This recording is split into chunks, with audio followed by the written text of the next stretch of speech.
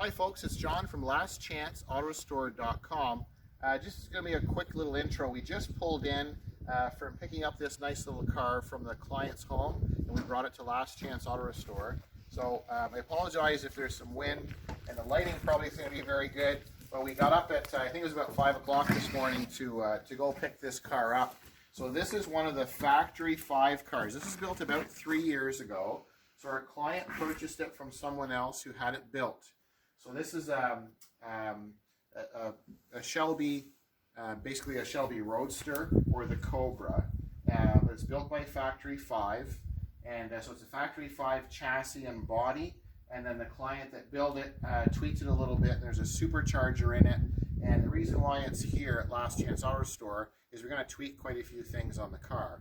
So we've got a few paint blemishes or flaws in the paint and the fiberglass, and there's some mechanical issues, and we're going to tidy up some stuff. So basically just an introduction.